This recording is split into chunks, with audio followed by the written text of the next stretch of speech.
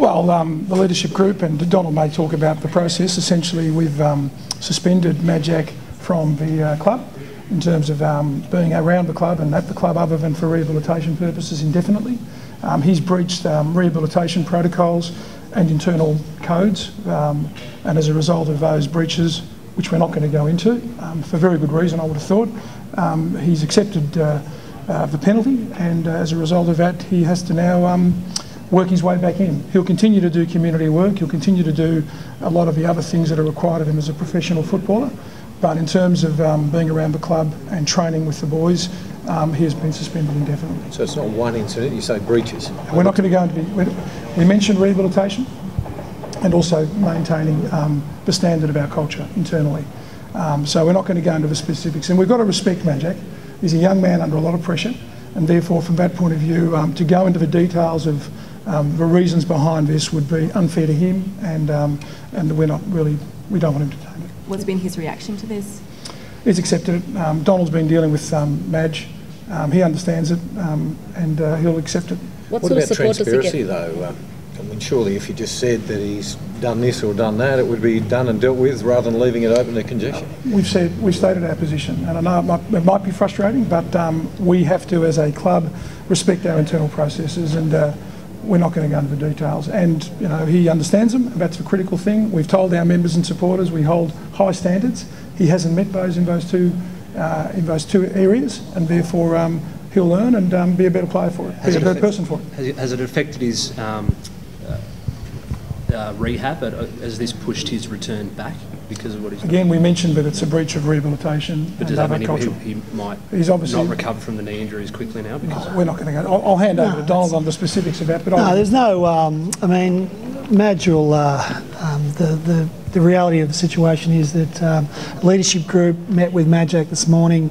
You know, it's only a newly formed leadership group.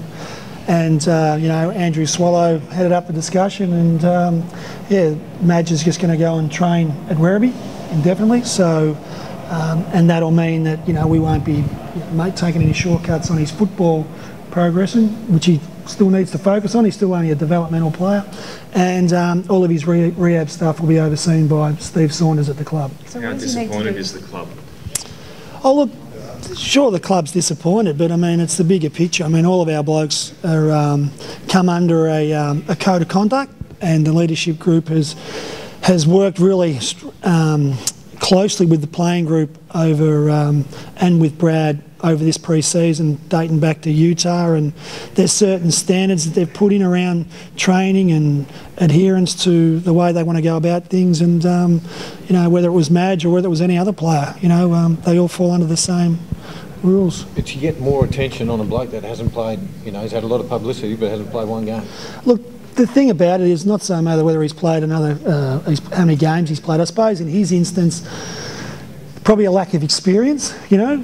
A guy that might have been a little bit more experienced might be a little bit sharper in a few of the areas that you just spoken about. But yeah, look, that's how it is at the moment. Is it alcohol related? No, we're not going to go into the details of it.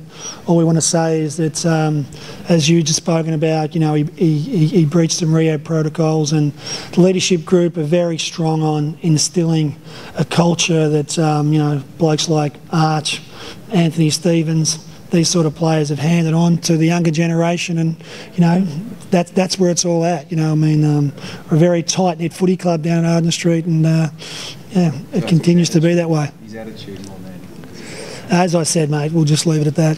So what are the conditions for him to lift the, because it's an indefinite ban, so what does he have to do to have the ban? Oh, he just has to satisfy the leadership group that he's on the right track, and he understands where they're coming from.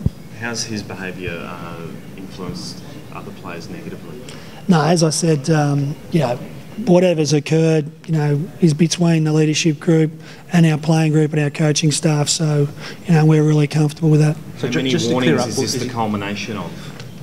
No, that'll do. We've just, yeah, as I said, mate, we've leadership group have dealt with this situation, and yeah. Just to clear up, is his recovery and rehab, will that be done at Werribee, or can he will still have access to the doctors? No, the majority of his work will be from a skill-based component of his program will be at Werribee, yep. And all his rehabilitation and medical commitments will be overseen by Steve Saunders. Would you say it's out of character